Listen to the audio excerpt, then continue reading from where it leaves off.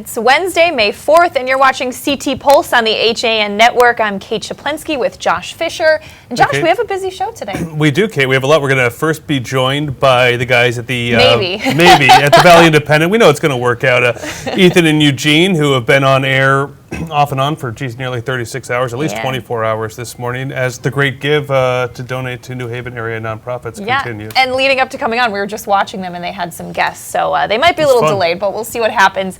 And later in the show, as part of Mental Health Awareness Month, all month long, the HAN Network has partnered up with Silver Hill Hospital, and each Wednesday on Coffee Break, we're playing different interviews on different topics, but we'll also be playing one of those interviews today. We're going to be talking about body image in the social media age. It's a really interesting conversation I had with a doctor there at Silver Hill Hospital, so that's coming up later.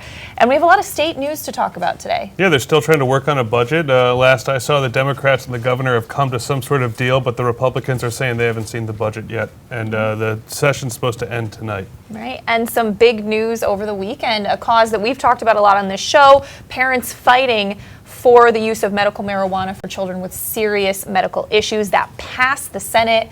So I know there was some celebrating over the weekend, and we'll be talking more about that. Still, no call yet from the Valley Indy, so we are going to move first into our interview with Silver Hill Hospital. We actually did it right here in studio recently with Dr. Erin Clyfield. Check that out, really interesting discussion. May is Mental Health Awareness Month, and all month long we're working with Silver Hill Hospital in New Canaan to get a conversation going about a number of important topics.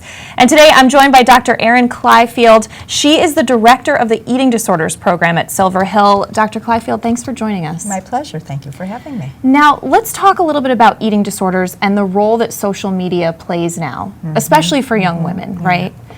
Yeah. Well, so many women with eating disorders are extremely competitive, and they're very hard on themselves and very judgmental and evaluating themselves, and so they look to the media for the role models and for the images and things to compare themselves to, and oftentimes they'll compare themselves to unrealistic images, very extreme images of thinness, and feel that they're lacking. So it sort of confirms that I'm not good enough. And self-esteem issues, if I could just look like them, then I'd have the kind of life they have. So it often turns to kind of exacerbating and making worse their self-loathing, their feeling, defective and inadequate. On the flip side, there's also, though, a lot of images that can help motivate people, but if they're coming at it from the mindset that I'm not good enough and I have to fix myself, then often they're looking for the images that make them feel worse about themselves. Although there are the images out there that can help motivate if they're coming at it from a healthier self-esteem. The problem is they're often coming at it from not such healthy self-esteem. That's interesting, and I'm just curious, are we seeing it now in younger women who are exposed to social media and like their peers and everyone posting photos of themselves? Absolutely. In fact, we see it even as young as 4th grade. Wow. They're already starting to think about body image. They're already comparing themselves, and again, they look to body image as the answer to replace healthy self-esteem or to form an identity and to give them an identity and to feel good about themselves. So it's one thing to take good care of yourself and to exercise well and eat well, in quotes. It's another thing to use it as a replacement for deficits in self-esteem, and that's often what happens. And it is starting as young as 4th grade, because that's when the body does start to change. They're not comfortable with those changes, and people will make fun of them, and things start to happen, and bullying and teasing, and so people get even more sensitive and self-aware of their bodies much younger. Oh, and let's talk a little bit about pro-ana websites, which maybe some people aren't familiar with, but if you've seen them before, they kind of normalize eating disorders in a very startling way. Well, again, so many of the people who are going to those websites are looking for an answer. I'm not feeling good about myself. I need to find the fix. And again, if I just can lose weight, that will be the answer. And the problem is there's never enough weight loss to fulfill self-esteem. So the people who are going are very competitive, very perfectionistic, so they see those and they start to compete with one another. Well, if she can do it, I can do it too. And then game on, And it's getting worse and worse, and they're never reaching the destination because that's not where self-esteem truly is. Right. What can we do as women to maybe help each other and help some of the younger women that may have some issues with this? You know, it's helping to redefine what it means to have healthy self-esteem, what it means to feel good about yourself. From doing well in school or finding values and goals that you really connect with, that are meaningful to you, having meaning in your life, family, friends, connections, attachments, relationships, goals in life, things that bring you pleasure, things that you really value, you know, horseback riding and having fun with friends and hanging out and all kinds of things that if we can all be less competitive and more sort of compassionate and work together, then people aren't looking for those ways of defining themselves. Mm-hmm. You know, it's also the issue with you know, relationships and feeling, again, the competition for boys and looking to those issues as the body image as a way of being valuable to other people. And if we can redefine that and say that you're doing well in math, doing well in science, having passions, having goals, feeling good about the things you're doing in your life instead of just body image as a way of defining yourself. Now, you said there are some positive images out there. Are we changing for the better? Are things happening that's kind of changing the image that's expressed as the beautiful image? I don't think so. Unfortunately, I think it is still in the negative direction of, you know, you can never be thin enough. You look at the Hollywood images. I mean, what girl doesn't want to be a Victoria's Secret model? Right. And again, those images are unrealistic. They're unattainable for most women. Our bodies are not designed that way. There are the few that genetically are built that way, but for most women, it just isn't that way, so they're trying to achieve an unattainable image. And again, they think if I could look like her, I'll have that kind of life. And so I don't think it's in a more reasonable and realistic direction. I think it's unrealistic. And again, when you look at the cover of any magazine, it's all about body image. It's all about the weight loss. It's all about the six-pack abs. It's not about, you know, what somebody has accomplished or the relationship with their children or a relationship with an animal. It's about the body. Now, eating disorders, what's fascinating is for some addictions and things like that, you can avoid the drug. But with eating disorders, you can't avoid food. So how does that play into this? It's a really important question. So many people I treat, they'll say that their food addiction is the toughest one because with other addictions, you can say no. With food, you need to find the middle path. You need to be able to have a relationship with the substance that causes you problems. So we very much advocate middle path thinking, that we are not looking for absolutes, no black and white thinking. All foods fit. We want people to feel comfortable with all types of foods, not going to extremes. So helping people through exposure therapy where they're actually eating the foods they fear. We have pizza night, we have Chinese takeout night, because these are going to be realistic things that will happen in your life and we want to prepare you for real life. So we don't want anyone to feel that they need to avoid foods, that they're afraid of foods. All foods fit. We want you to have the experience of eating something that you may feel guilty afterward, and you realize that you can get through those feelings, you can tolerate them, come through the other side, and nothing horrible has happened. It's a learned habit. It's a learned reaction. And let's talk about the new program at Silver Hill. Can you tell us what's happening with that? Right. Well, we're very excited. We have a residential program, and so right now it's a 28-day. We like to think of it more 28-day minimum, 1 month. We really think 2 months is more realistic. But we have weekly modules, so it's a 4-week program where the first week is about commitment and motivation. The second week is about reducing triggers. The third week is about letting go. So each week has a different theme, and we work with set meals where they learn again how to eat flexibly and a lot of variety. And they're structured meals, and we all sit and play games and distract. We do a lot of DBT, which is dialectical behavior therapy, which is all about teaching skills. teaching new ways of approaching old problems. So rather than using the food as a way of coping, we find other ways to cope with life problems and develop new attitudes and reactions to eating. And now, what do you suggest if you suspect a loved one has some unhealthy issues with food? Well, the first step is to be direct and honest in a supportive, loving way, to really express genuinely what your concerns are. Not in a judgmental, pejorative way, but I'm concerned, and here are the reasons why. This is what I'm seeing. So in DBT, for example, as part of mindfulness, we talk about observing and describing. So that's what we want to do. We want to observe and describe non-judgmentally. So this is what I'm seeing, and this is why I'm concerned. And to really be honest and direct. Many people do make the mistake of avoiding the conflict. And that, in a sense, is colluding with the problem. So we want to meet it head on. And so it is treatable, and I imagine once people are free of this disorder, you can live your life so much more fully. Absolutely. And we learn, we teach people that the thoughts and feelings may continue to come, and we can smile at them. There they are again. It doesn't mean I have to act on them. That's great. Well, Doctor, thank you so much for joining us today. This is a really great discussion. We really appreciate it. Thank you so much. All right.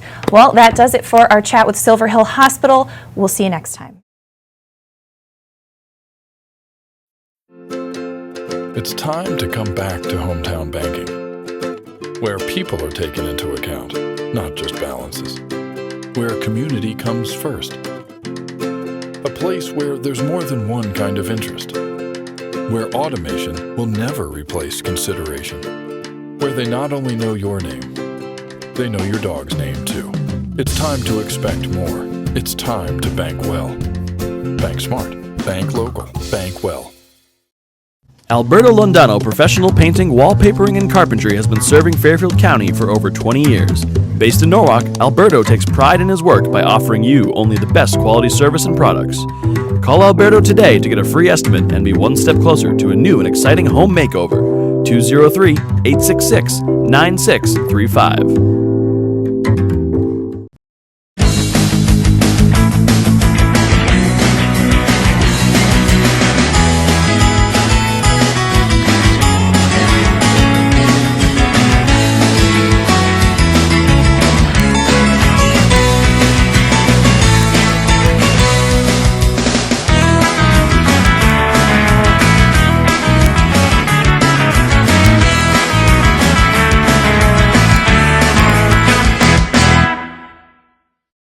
I'm Kate Czaplinski. Join us for Coffee Break, weekdays at 11 to get the latest Connecticut news, weather, high school sports, and more. News doesn't get any more local than on Coffee Break on the HAN network. You are watching the HAN network, and you're not alone. Nearly 500,000 viewers enjoyed our broadcasts in the first 5 months. Advertise on the network that reaches Fairfield County, Connecticut's most engaged audience. Contact Jessica Murrin, Advertising Director, at 203-273-7312 or email jessica@han.network. I think what makes ONS special is that it has everything that makes academic medicine great. We have the fellowship-trained specialists, but we still bring the style and type of medicine that's indicative of a community practice. We are all trained in our area of interest and expertise, so our patients see a doctor who specializes in their particular injury. I did have 2 consults with major New York City hospitals, but I just felt that the care was best here. I was treated like a rock star. The surgery exceeded any expectations that I had. Welcome back to CT Pulse live on the HAN network on Wednesday, May 4th, along with Kate Czaplinski. I'm Josh Fisher, and now we're going to try something out here. I've been spending a lot of the past 24 hours, Kate, checking in on our friends over at the Valley Independent. Eugene Driscoll and Ethan Fry have been going almost nonstop. Almost nonstop. Talking and helping for the Great Give, which is raises money for area nonprofits in and around New Haven. And of course, the Valley is an online newspaper that has been leading coverage throughout the region for a couple of years now. So Eugene and Ethan, could you hear us well? Yeah, we can hear you. I heard Kate give just like a backhanded compliment saying almost. Well, Yeah, try working with her. Try I'm working not with her, keeping an Eugene. eye on you guys overnight, but Josh said that there was a break taken last night. I don't know, so I was just a little, confused by that. That's all. Scandal. Don't be confused, Kate. They cheated. Oh wait, can you guys introduce the other guests we have on the line? No. Now We we're can here file an with, FOI. well, why don't you guys introduce yourselves and people can hear who you are. Oh, I'm Mark Loretti. I'm the mayor of Shelton. It's Kurt Miller, first selectman of Seymour. And I can't follow that, so I'm Rick Dunn, run the Naugatuck Valley Council of Government. Great. Well, happy to have all you guys on. We've been watching a very interesting exchange between all of you. I think there's been a lot of talk about freedom of information and such. Yeah, Kate, who do you side with on that topic? You heard the debate. Kate probably sides with the government. Hey! Girl. Yeah, that's right. Kate's voting for Trump. Don't worry about the government. Kate, we appreciate it. Kate, Kate covered Tim Hurst for a couple of years. Am I really that old? Bring up radio and no surprises. Bring down the government. Oh, you know what, guys? If you're watching us right now, we have a sign up that shows you guys taking a pizza break yesterday. Oh, nice. Pizza break? Talk about, we should get a noise machine. Pizza, donuts, expect to live in large. This is crazy. I didn't realize, thank you for that. You turn on the camera, that's what you got. So, guys, seriously though, tell us a little bit about this effort and kind of what the goal is of this. I know you did something similar last year, though. I think we had more of a bird's eye view of what was happening in the studio. Yeah. But tell us a little bit about this webcast. Yeah, what it is, the Great Give started 8 a.m. yesterday. It was originally supposed to end at 8 p.m. tonight, but it's been extended to 12 p.m. tomorrow, Thursday. And the Great Give is an online giving event. Essentially, it's an online fundraiser for hundreds of nonprofit groups in the Valley and in Greater New Haven.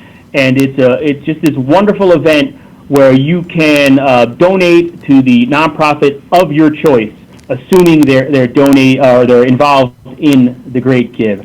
So, since 8 a.m. yesterday, Ethan and I have been doing a live stream, albeit not as fancy as what you guys got going over there. But we've had on about, 10, 11, 12, 13 nonprofit leaders from the lower Naugatuck Valley talking about what they do, who they are, and how people can help them.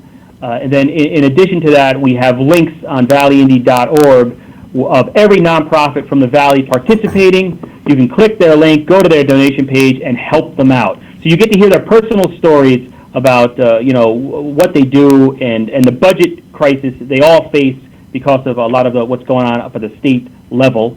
And that is pretty much it. And it's been extended another day because yesterday, across the country, there's about 54 of these Great Gives happening all over the U.S. Nobody could donate because the website was overwhelmed and malfunctioning. So we were freaking out, and that's actually why we left, because we wanted to go home overnight and sort of take a little nap, come back with a clear head, and seize the day. That is not why the last. So does that make sense? I don't know, because I'm hallucinating right now. It does make sense. It does. Now, so will you be extending this webcast because the deadline has been extended? There you go, Kate. It's a great question. Kate, No. if you two are willing to babysit my two children, take them up from school, take Jack to his soccer game at Whittick Park. It's sort of, we've got to get back, we've got to stick to our schedule and get back to covering the news once this ends at about 8 p.m. There's a budget vote in the town of Seymour tomorrow that we're not going to let Kurt Miller talk about. But, we've got to get back to doing, what we do. I wish we could. We need the money. We need the donations. By all means, donate until noon tomorrow. Right. Yeah, you can still donate. Not be on air directly. It's donate.valleyindy.org. That's donate.valleyindy.org. I wish we could keep going, but we got lives to live. Yeah. It looks like you probably, but public officials don't. Right? Judging from your tan. My tan? The Crockett and Tubbs tan? Okay, just because we're hearing. I'm still mourning the purple one. Wait, guys. Just because we're hearing this amazing exchange right now. That's right. Guys, you've got a professional report here. So go ahead, Kate. Sorry. All right, we are hearing this very open exchange between you guys and First Selectman Miller. So I do have to ask the First Selectman, is it nice to have an organization like the Valley Indy in the community where you can have an open dialogue about these things and where there is somebody out covering some of these meetings that might not otherwise be covered? Well, since they do a nice job covering Ansonia and Derby, I'll speak on behalf of the no, all kidding aside, it is good to have that because you can have these conversations and they definitely help when information needs to get out to the residents, budgets and important votes like that. It's great to have these guys. They're willing to do that. I mean, they really, as much as we tease them, they really do care about the communities that they serve, and it's a great thing that they do. Yeah. And it looks like you guys aren't doing that bad on the donations. 79 gifts for over $6,600 so far. Yeah, that's true. We were depressed yesterday that people couldn't donate because in those first 2 hours we had picked up something like $2,000. We were on track at that rate to really have a good day. Yeah. And people are coming through, and we truly appreciate it. People hung in there with the problems yesterday. We had a lot of people donating through yesterday anyway, so but it's still good. It's not over. There's still plenty of time to donate. If you like your local news in places where there's been sort of a retraction of some traditional news sources. I'm talking about like Ansonia and Derby specifically. Please throw a couple of bucks the Valley Indies way. And it's been a lot of fun, I think, to check in on you guys and the different sorts of community members and nonprofits that you've had come in. You had, was it Center Stage? You had someone perform and sing yesterday for you. And it's been a lot of fun for me as someone who comes from another corner of the state to learn more about the nonprofits here in the neighborhood of our office and studios here in Shelton. Yeah, we had the Valley Shakespeare Festival. That's also a Shelton-based organization. Tom Simonetti came in. He's a trained actor that heads up that, or one of the many leaders of that organization. He did a performance from Henry V. So we've been spicing it up a little this year. And Ethan's biased. He loves the Shakespeare Festival because he did a good reading of some kind of Shakespeare fancy pants sonnet or something like that, and I was humiliated. It was the prologue, and I could have, I could have blown everybody out of the water with the St. Crispin's Day speech. Now, I love too what no idea what you're talking about. Well, what Kate mentioned last year, it was kind of more, it looked like a security camera almost on you guys. This is a professional setup you have. We've invested in. That's one thing we've done for this year. We invested in a better camera and a microphone. We've a better microphone to hook up all this audio and everything. So yeah, last year, like I didn't think it was that bad, but then I recently watched one of the segments from last year, and I was shocked by how sort of grainy it was. So. I love the artwork too on the walls behind you. Oh yeah, we got Marco the intern. Marco the intern is here holding down the fort too. I forgot. Oh yeah, Marco, he's checking Twitter and everything for you. Yeah. So we don't have that Han money. You know what I mean? If you guys want to donate, it's HAN, guys. HAN. Wait, but so's Han Solo HAN. You're gonna argue with George Lucas. I did just get a message from our CEO Marty Hersom. He says if you guys raise any extra money and you want to throw it our way, we'd be more than happy to take it. Oh yeah, come on, throw some of that Ridgefield money our way. I used to work there. I'm familiar with what's going on there. They use different currency. You guys do great. It's we admire what you guys do, and I think I said this last year, but there's not enough. I think within the journalism industry, you hear about whatever daily paper is doing whatever, but then you got like right over in Shelton, like these guys are trailblazers. The stuff they're doing online, and you're seeing you guys do it. Sort of it inspires us to go out and give it a try. And just like even though we're very ugly people. Just on a personal note, like especially in the area of sports, like high school sports, my brother, the smart one in the family, didn't go into journalism. He's the athletic director at a high school in Fairfield, and he says nothing but great things about the HAN Network sports people. So that's a good resource for local sports info as well. Yeah, well, And we love awesome. Melvin Mason. Melvin Mason's our buddy. Melvin Mason is the best. We love we him. love Melvin. I was talking to him in Stratford the Star newsroom, editor. in the Right. newsroom earlier this morning. And Ethan, your brother Seth, is one of the, there's a lot of really good guys in the FCAC, but it's always fun to go to Ward High School and talk with him. But I think you guys are trailblazers also, because a lot of different people, maybe AOL, started these different kind of pop-up online journalism news sites. But you guys are like actual journalists doing this, and not just trying to go out there and asking people what their favorite kind of dog is. So I like to know that stuff. No, yeah, no, we know. Kate, when you walk into Kate's office here, usually she's just watching photos of wiener dogs running around. So, but you guys are out there doing some serious stuff and providing news coverage to an area that needs it, even if sometimes they don't want you in those executive sessions. Eugene. Yeah, that's true. I was just going to say, you called us actual journalists, and Miller was just biting. He wanted to get in there bad. I was waiting for one pause. I was jumping in both feet. Well, guys, what's been the favorite moment so far for both of you of this entire webcast? Oh man, Yeah. No, I mean, this has been fun. This is like recharging our batteries and talking to you guys and talking to Rick Dunn and Kurt Miller. But I think, there's a theme that comes through, and it came out last year. But the people that are involved in nonprofits that we've interviewed over the course of the last 27 hours or whatever it is, I mean, the dedication in their voice, in their stories, it's touching. I can't make you feel what I feel when they're talking, but if you watch them during these interviews, or if you go back and review the archive, they're out there like fighting the fight and helping people, the most vulnerable people in our population. We're talking children, senior citizens, kids at risk. It just runs, survivors of domestic violence, like the things that these people are doing. Not for a lot of pay and not for a lot of attention. It's just overwhelming. I think that's probably been. I'm sorry, I'm not giving you like a BuzzFeed arguing with Rick Dunn answer, but that's really it. It's just sort of experiencing these nonprofits and hearing them tell their stories themselves. And just to add to that, last night, once we sort of took a break from those interviews because we didn't want to have people coming in here late at night. But one of our readers, Chris Bowen, came in and turned the tables on us and interviewed us. And that was just cool, I thought, that a reader of a nonprofit news website would care enough to even come in to do that.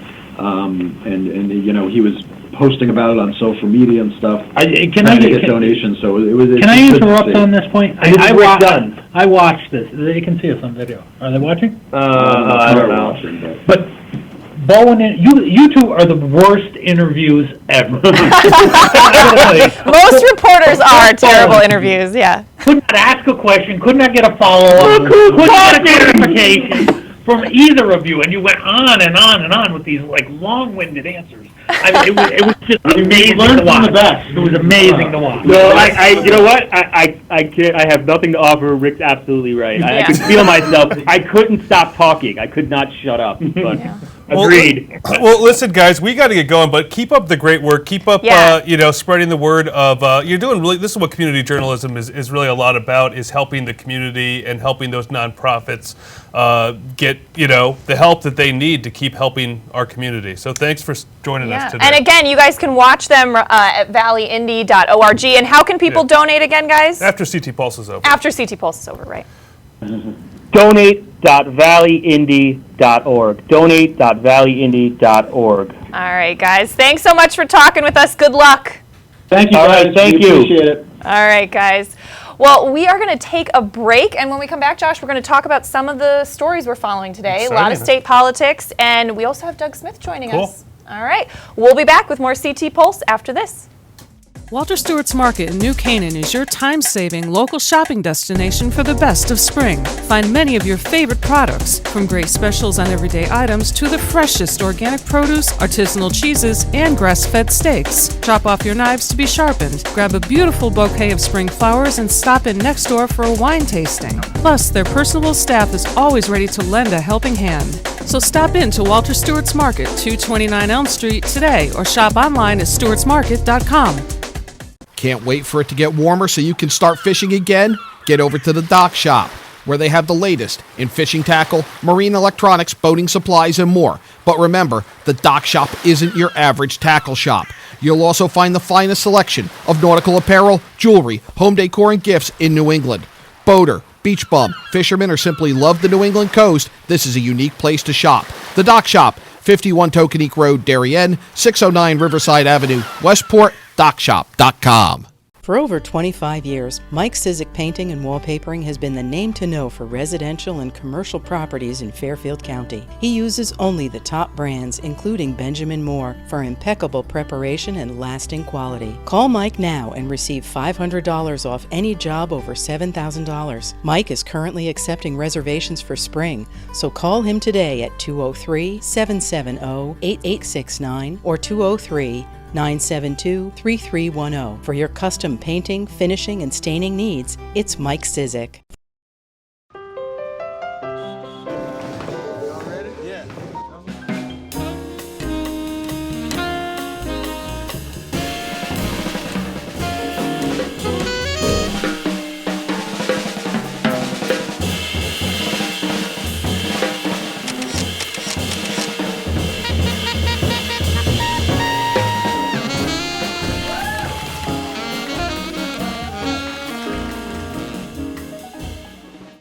I'm John Kovach. I'm a newspaper editor. I'm a high school football coach. I'm a television presenter. And I want you to love fishing as much as I do. Tune in to Yankee Fisherman, Thursdays at 1 on the HAN network.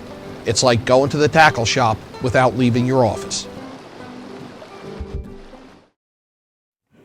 And we're back on this Wednesday edition of CT Pulse on the HAN Network. I'm Kate Czaplinski with Josh Fisher. Had a lot of fun talking to Eugene Driscoll and Ethan Fry, who are doing their live webcast at the Valley Indy. But now it is the part of the show where we take a look at some of the stories that we're following this week. And Josh, we're really excited. Over the weekend, we are excited. This is something we've said that we supported. Yes. HB 5450 passed the Senate by a 23-11 vote. That's an amendment to the medical marijuana law that would allow for children who have uncontrolled seizures and severe neurological conditions to have access to medical marijuana, obviously through their doctor and working with the parents. So I know there were a lot of families happy about that. We've interviewed Joy O'Meara and Dana Haddix Wright about this, who both have children with severe seizure disorders. And I know there was some celebrating there, but interestingly, of course, State Senator Tony Boucher still very opposed to this, and she spoke out about it on Friday night when this was up for discussion and a vote. Yeah, she said that she would vote against it because it'd be, quote, ill-advised and extremely dangerous for our youngest and most vulnerable children, which Senator Boucher is still in favor of them taking harder drugs,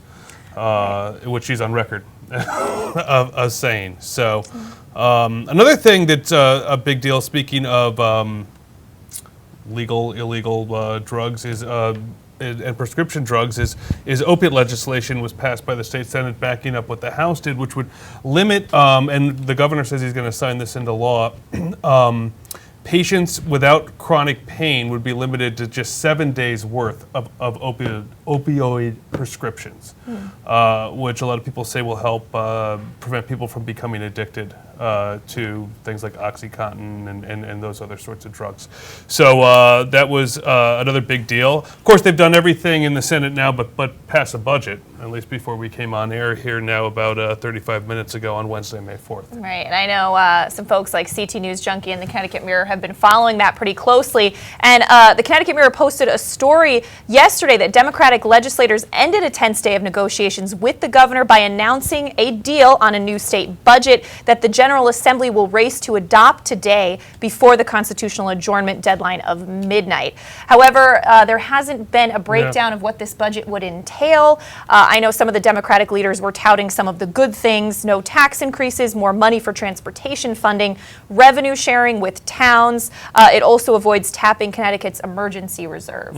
So, and the Republicans in the House have noted that they haven't seen the budget yet, so they don't have an opinion on it yet. But the governor was threatening to call them back into session at the end of after today, and make them work into the summer if need be to get a budget passed. Right, and it was interesting, the Connecticut Mirror noted that passage obviously will require the cooperation of the Republican minority, which was an uncertain prospect after House Speaker Brendan Sharkey and Senate Minority Leader Len Fasano exchanged insults outside the Capitol press room. So it should be interesting. Ken Dixon had a really, of Hearst, had a very interesting and good column, as most of his are, I think, about how, for years now, the Republicans have been chiseling away at the Democrats' majority.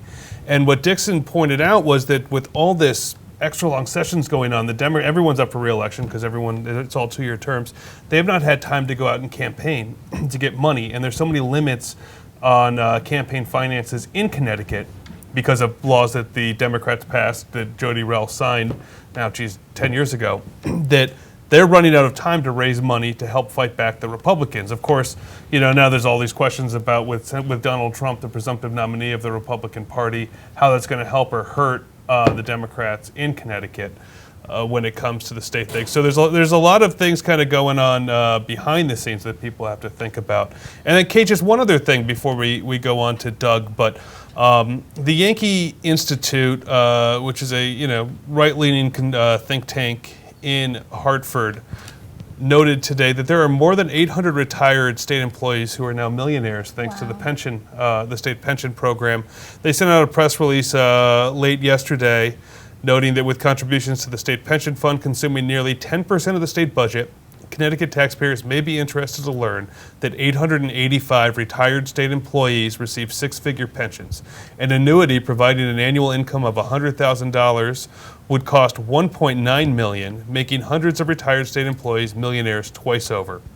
Pension data for 2015 is now available at ctsunlight.org, a transparency website published by the Yankee Institute. Wow. So it's a good time to be a retired state employee. Yeah, jeez. Is it a good time to be a cartoonist? Let's turn to Doug Smith for that, who's drawing conclusions as an ant in an ant farm. Oh, the ant has a little mustache, just like Doug Smith. How adorable. And as we look at the cartoons this week, we'll see there's sort of an insect Mother's Day theme going on throughout the cartoons. Interesting. All right, what would Freud have to say about this? I have no idea. What do we have up first? All right, tell us about this one. This is in Shelton. It's talking about Bridgeport Avenue, and they're talking about doing a lot of development on Bridgeport Avenue. Town's not crazy about it, but yeah, it would be one of the biggest developments in Fairfield County. Yeah, and it's encroaching on the suburbs, which people are getting stressed about. Yeah, it actually looks like some of the guys working out at the Edge in Shelton on Bridgeport Avenue. All right, and up next, tell us about this one. We have a little Wizard of Oz. Yeah, 830G again in Milford. They just, the judge overruled last week. There was a development the town turned down, and naturally they used the 830G statute, and the judge turned it over, so it's going through. And wow, I like so that one. So we're just saying developers hide behind the 830G just to get their stuff across. Which we see a lot in our communities. And what about this one, Doug? People are complaining in Darien because they feel there's not a town pool that a lot of people can use. And somebody quoted, well, there's plenty of pools available in town, but they're private. Members only. It's also two town beaches in Darien as well. So it's not like people in Darien can't get wet if they don't. Somebody somewhere got turned down at a pool, so it's become an issue. And tell us about this one. Oh, this is about the etiquette column. They're talking about their 5-year-old son. Every time they introduce him to somebody, he sort of buries his head. Oh. Oh.